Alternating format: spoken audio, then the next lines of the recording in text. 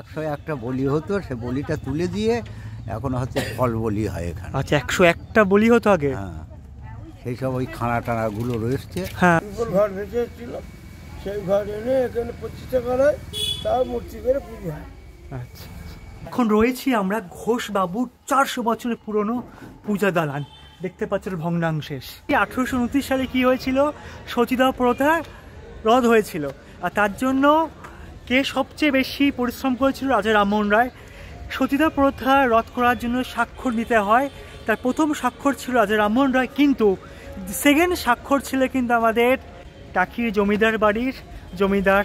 এটা হচ্ছে আপনার বিসর্জন শুটিং বাড়ি।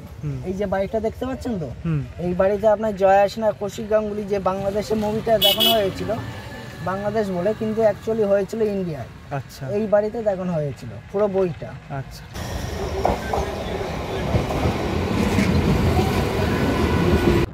কতটা পথ হাঁটলে তাকে পথিক বলা যায় তা তো তোমরাই বিচার করবে। বাট এই পথিক হওয়ার পথে নতুন বছরে বেরিয়ে পড়েছে আমরা টাকি যাওয়ার উদ্দেশ্যে। কিন্তু টাকি যাব কিভাবে? আমি নয় আমার রেলওয়ে স্টেশন থেকে উঠলাম, বাট তোমরা যারা যারা কলকাতা থেকে আসবে তারা কি করে আসবে? শিয়ালদা থেকে তোমরা পেয়ে যাবে হাসনাবাদ লোকাল। সেই হাসনাবাদ লোকালে করেই তোমরা ডিরেক্ট হাসনাবাদের আগের স্টেশন অর্থাৎ টাকিতে নেমে পড়বে। মজার কথা, বসিরহাটের ম্যাক্সিমাম লোক কিন্তু এই বসিরহাট স্টেশন থেকে ওঠে না বা নামে না, তারা ভ্যাবলা ইউজ করে। এই হলো বিখ্যাত বসিরহাট রেলওয়ে স্টেশন।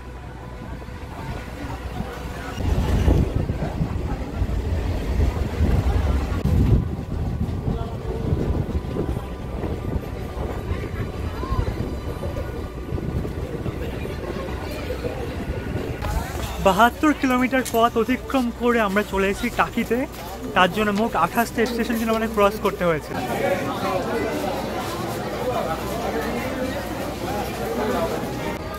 আর এই হলো তোমাদের টিকিট কাউন্টার। টিকিট কাউন্টারের পাশ দিয়ে নিচে যেতে হবে, আর এখানে তোমরা টোটো পেয়ে যাবে। স্টেশন থেকে তোমাদের টোটো পেয়ে যাবে। এই টাকি রেলওয়ে স্টেশন থেকে তোমাদের রাজবাড়ি ঘাট, তার ডিস্টেন্স কিন্তু 2.5 কিলোমিটার, তার জন্য ভাড়া নেবে 20 টাকা করে।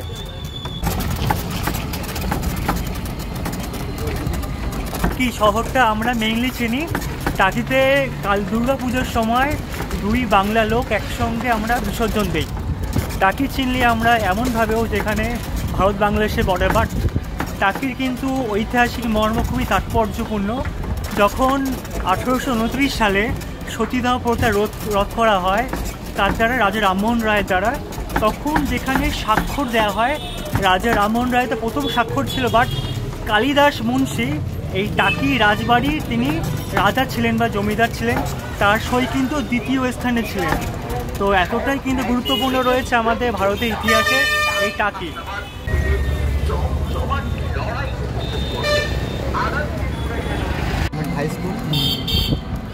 এখন আমরা ক্রস করছি দুদিকে। একদিকে রয়েছে আমাদের বাঁদিকে টাকি গভর্নমেন্ট কলেজ, আর ডান দিকে রয়েছে টাকি স্কুল।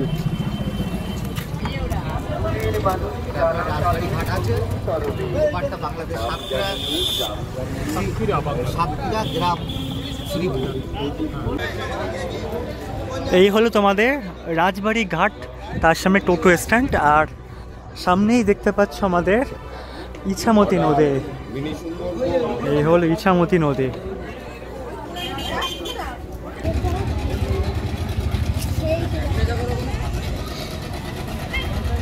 সবচেয়ে মজার কথা কি জানো, আমরা আছি এখন টাকিতে, সেটা ভারতবর্ষে পশ্চিমবঙ্গের বসিরহাট সাব ডিভিশনে একটা অংশ টাকি। আর ইছামতি নদী ক্রস করলে ওই পারে চলে যাচ্ছে আমরা বাংলাদেশের সাতক্ষীরা বলে একটা জায়গা। মাঝখানে শুধু ভাগ হয়ে গেছে এই নদীটা। নমস্কার, টাকিতে এসে যে সাইট সিন রয়েছে তার কেমন কি প্রাইস? আমাদের 1 থেকে 5টা পয়েন্ট 3.5 টাকা ভাড়া আছে। আচ্ছা, টাইম হচ্ছে 1.5 ঘন্টা।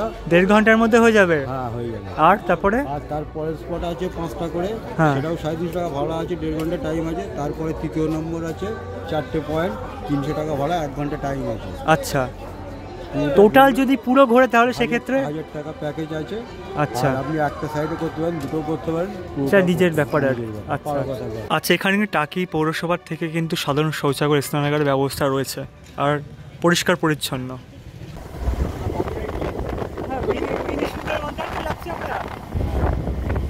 রাজবাড়ি ঘাট থেকে আমরা প্রথমে যেখানে যাব সেটা হলো মিনি সুন্দরবন, আর যার ডিস্টেন্স হলো রাজবাড়ি ঘাট থেকে প্রায় 4 কিলোমিটার। তোমরা তো অবশ্যই টোটো করে যাবে, কারণ তোমার এখানে চেনাশোনা কেউ নেই। আমার এখানে অনেক বন্ধু বান্ধবী রয়েছে এবং নিচে পরিবারের লোকও আছে।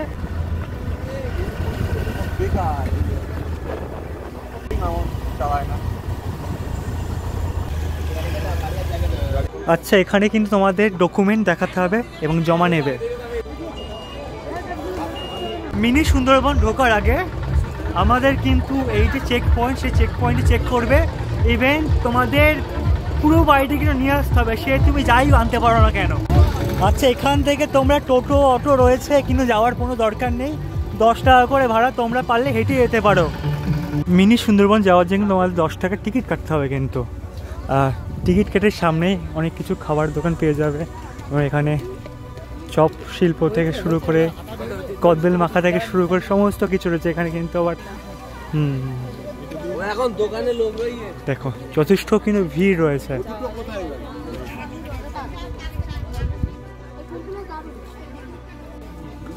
একটা অন্যরকম কিন্তু অনুভূতি ঢোকার সাথে সাথে। ওয়াও,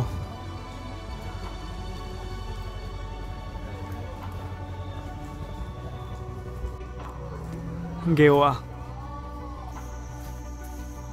ওয়াচ টাওয়ার থেকে মোটামুটি এরকম ভিউ দেখা যাচ্ছে। এই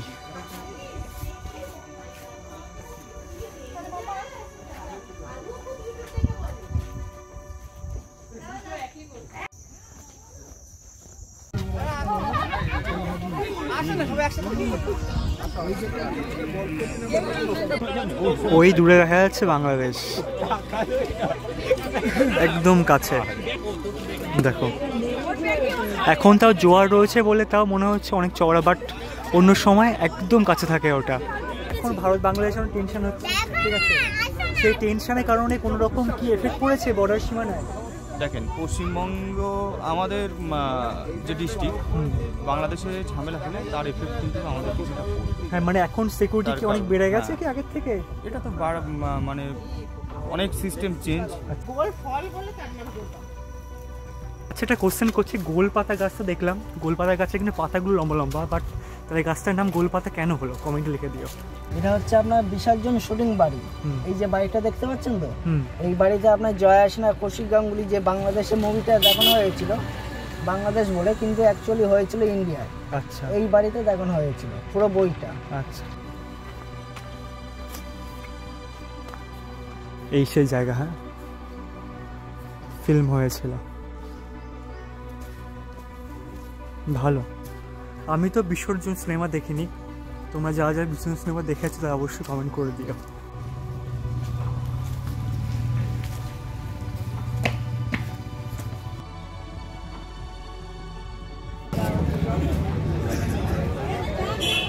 সেখানে তোমার টিকিট কাটবে, 100 টাকা করে নেবে, ঠিক আছে।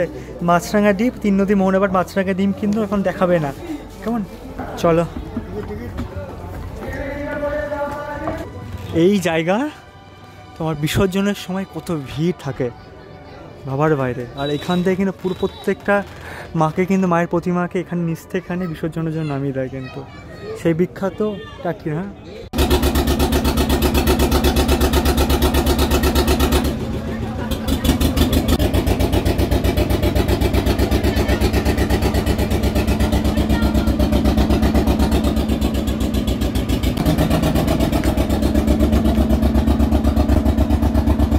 করুণ অবস্থা পারে, দেখতে পাচ্ছ?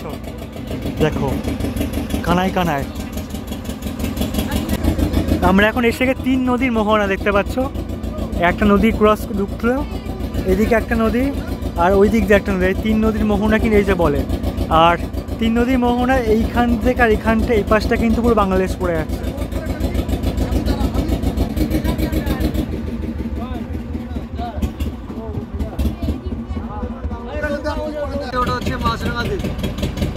ছিল, এখন আর নেই।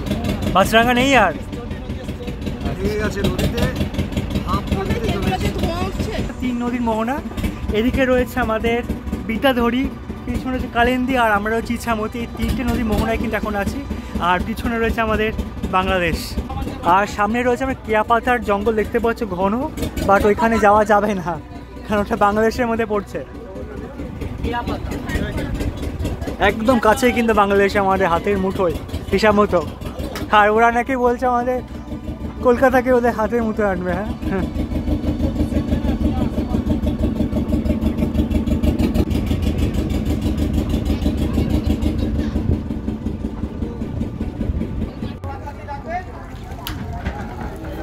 মোটামুটি আধা ঘন্টা কিন্তু চললাম নৌকায় করে। দারুণ এক্সপিরিয়েন্স, একদম ভারত বাংলাদেশের বর্ডারের মধ্যে দিয়ে যাবে, এটাই সবচেয়ে বড় কথা। ফার্স্ট যে ওদের বংশধর এই বাড়িতেই থাকে, এখনো আছে। এখনো আছে? একটু মেন্টালি প্রবলেম ওদের। আচ্ছা, যার কারণে ওই জমিদার বাড়ির শেষ এই অংশ এইটুকু পড়ে রয়েছে। আচ্ছা, সব পুরো এরিয়া ছিল, পুরো এরিয়া। ওই যে পুবের বাড়ি বলে যেটা আছে না, পুবের বাড়ি, ওই পুবের বাড়িটা ছিল আগে এরকম মাছ বরাবর ছিল। নদী ভাঙতে ভাঙতে তো ওই বাড়িটা ভেঙে গেছে। মানে নদী গর্ভে পড়ে গেছে সেগুলো একদম নিচের মতো। আচ্ছা, ওইটা এখন আগে যেটা জমিদারদের কাছারি বাড়ি ছিল, হ্যাঁ, সেই জায়গাটা পুবের বাড়ি। আচ্ছা আচ্ছা, মানে এগুলো সব পুরনো জমিদার বাড়ি ছিল। হ্যাঁ, আচ্ছা, অনেক বড় জমিদার বাড়ি ছিল হিসাব মতো। পুরো এটা এই যে দুর্গা দালানটা আছে, এই যে এটা দুর্গা দালান, পেছন সাইডটা, এটা আচ্ছা 400 বছরের পুরনো। এটা 400 বছরের পুরনো বাইরের সাইড। আচ্ছা, এই দেখো, এই হচ্ছে ওর মেন গেট। আচ্ছা, দাঁড়াও, এটা হচ্ছে মেন গেট। টাকি ঘোষবাবুর বাড়ি পূজা দালান। টাকির ঘোষবাবু বাড়ি পূজা দালান, প্রায় সেটি 400 বছরের কিন্তু পুরনো। তার ইট কিন্তু প্রমাণ দিয়ে যায়। দেখো তখনকার দিন ইটগুলো দেখো ছোটো ছোটো থাকতো। আমার বাড়ি বেড়াচাপার কাছাকাছি, বেড়াচাপায় কিন্তু চন্দ্রকেতুগড়ও রয়েছে, সেখানেও কিন্তু ছোটো ছোটো ইট পাওয়া যায়। চন্দ্রকেতুগড় রাজা সম্রাট তোমরা নিশ্চয় জানো, বই তো পড়েছো। সুযোগ পেলে তার উপরে ভিডিও বানাবো।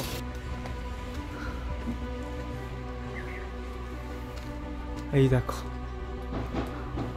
আর এখন আমি যে ভিতরে ঢুকছি ভয় লাগছে যদি ইট খসে পড়ে, এতটাই। দেখো সমস্ত রিকনস্ট্রাকশন হচ্ছে আবার, বাড়ির ছাদ, আর দেখো গাছ এখান থেকে বেরিয়ে গেছে।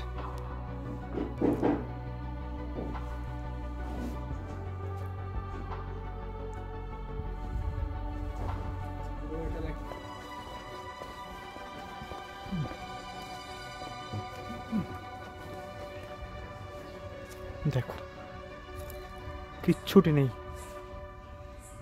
দাদা খোলে কখন?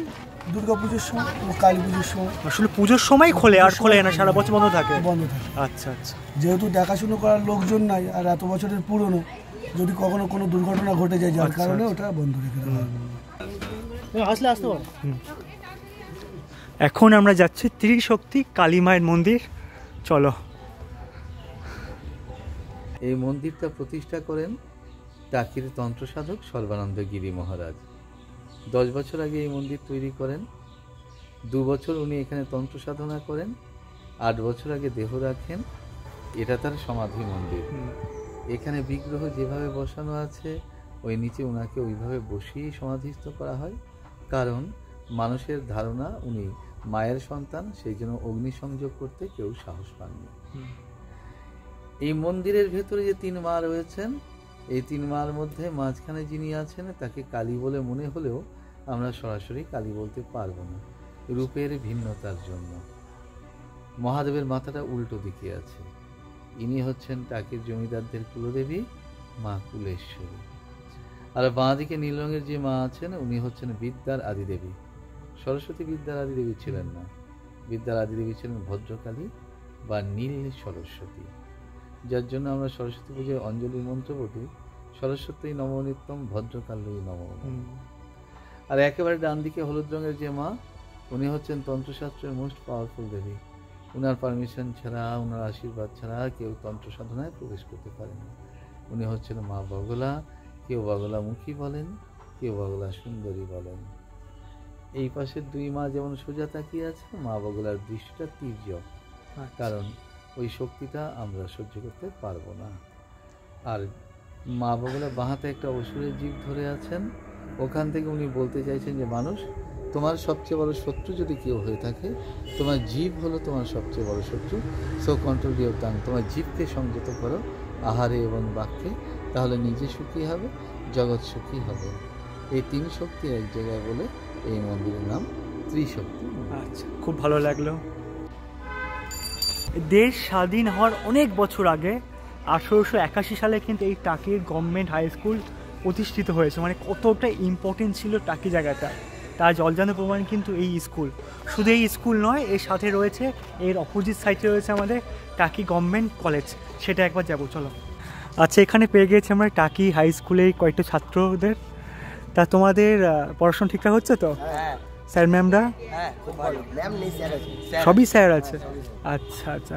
এমনি স্কুলে যে এতটা ঐতিহ্য, তোমরা কি স্কুল থেকে বলে? কারণ এটা অনেক পুরনো না, মানে স্বাধীনতার অনেক আগের স্কুল। হ্যাঁ, 1881 সালে। আচ্ছা, 1950 সাল, মানে বুঝতে পারছো প্রচুর পুরনো কিন্তু কলেজটা। টাকি কলেজ ক্রস করার পরে এখানে পাবে টাকি রাষ্ট্রীয় জেলা গ্রন্থাগার, যার শুধুমাত্র লেখা আছে গৌরবময় 100 বছরে টাকি রাষ্ট্রীয় জেলা গ্রন্থাগার। মানে বুঝতে পারছো কতটা পুরনো। টাকি রাজবাড়ি পূবের কাউন্টার, টিকিট কাটতে হবে, তার জন্য এখানে আপাতত এখন মেলা চলছে আর সুন্দরভাবে সাজিয়েছে। দেখো, মাত্র 10 টাকার বিনিময়। এর সারা বছরই এখানে টিকিট কেটে ঢুকতে হবে? সারা বছর খোলা থাকে এরকম? আচ্ছা, চলো।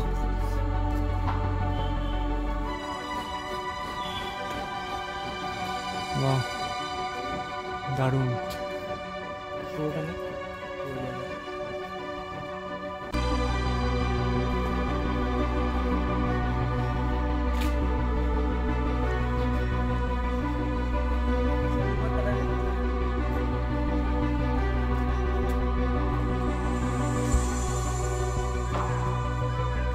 মন্দিরের প্রবেশ করার আগেই সামনেই রয়েছে কিন্তু বলি দেওয়ার জায়গা। দেখো, 101টা বলি হতো, সে বলিটা তুলে দিয়ে এখন হচ্ছে ফল বলি হয় এখানে। আচ্ছা, 101টা বলি হতো আগে? হ্যাঁ, সেই সব ওই খানা টানাগুলো রয়েছে। হ্যাঁ, দেখলাম খানাটা রয়েছে।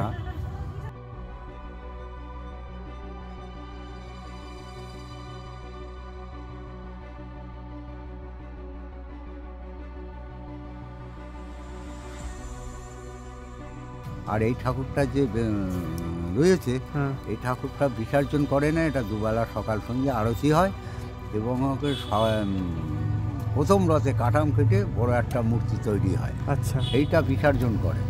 এইটা বিসর্জন, মাকে বিসর্জন করিনি? না, এইটাই করে বিসর্জন। আচ্ছা,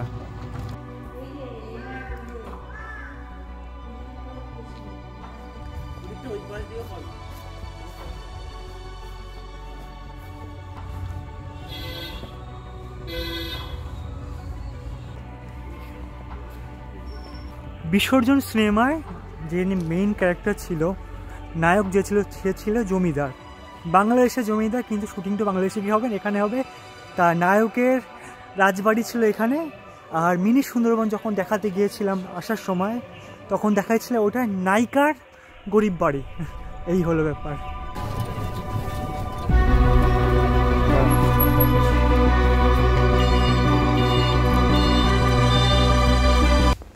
কালী বাড়ি।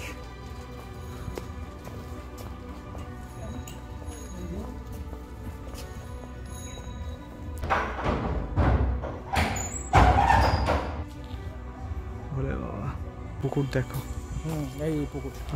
নমস্কার, ভালো আছেন?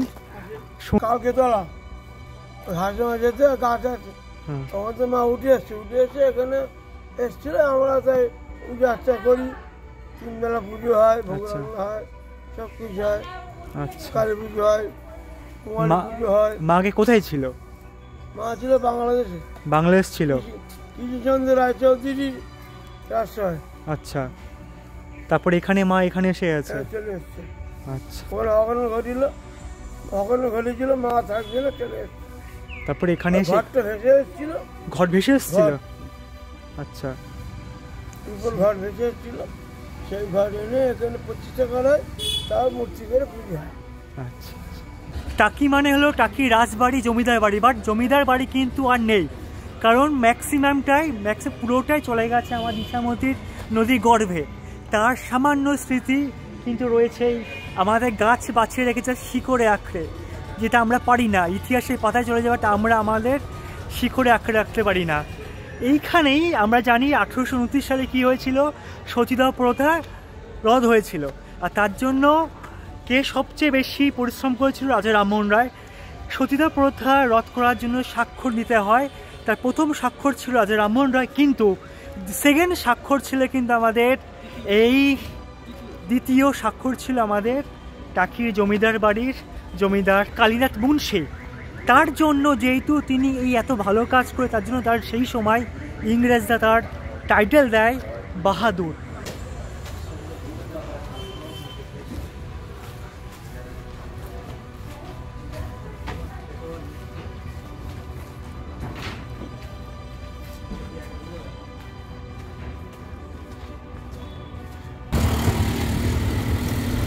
জমিদার বাড়ি বলে, রায়চৌধুরী বাড়ি, বাড়ি।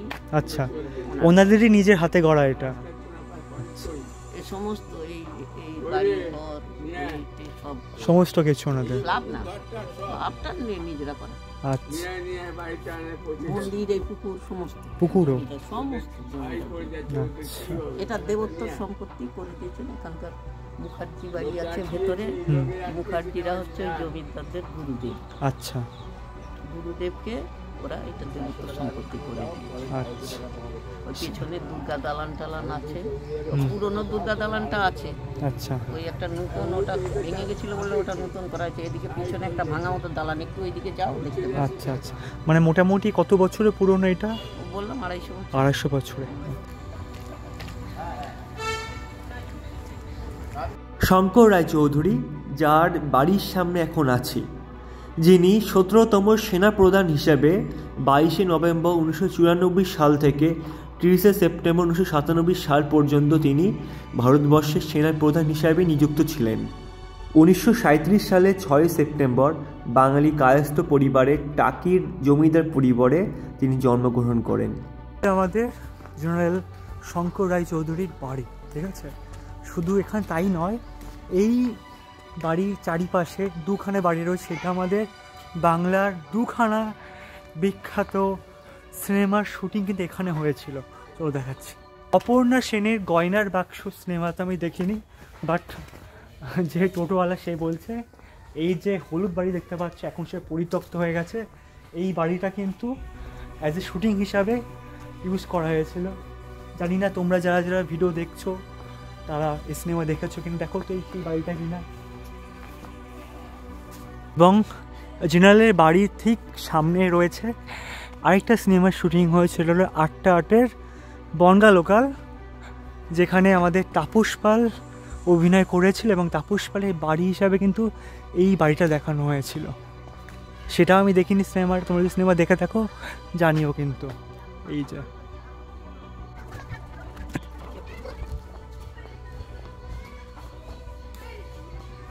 এই বাহ, এলের মতো বাড়িটা। দিদা তাপস পালকে দেখেছেন তাহলে? তাই সিনেমা যখন ছিলেন আপনারা? এক মিনিট এখান থেকে একটা সেলফি তুলে চলে গেছে। তোর মোবাইলের বইটা খুলে দেখো, যাও নেই এই বাড়িটা কিচ্ছু নেই। বইটার মধ্যে কিচ্ছু নেই, মিথ্যা কথা বলছো। গল্প করেছে এক মিনিট এখান থেকে একটা রিস্কা করেই তোমাদের মতন চলে গেছে। আচ্ছা, তার জন্য তো হয়ে গেল যে এটা এখানে কন্ট্রোভার্সারি যাক ইছামতির জলে। আর আমি চলেছি এখন আই লাভ টাকির সামনে। যাই হোক, সব শেষে এখানে আসলাম। সন্ধ্যার মুহূর্তে জায়গাটা সুন্দর লাগবে, কারণ একটু পরে লাইট জ্বলে উঠবে। লাইট আছে কি না তো, আশা করি লাইট থাকবে।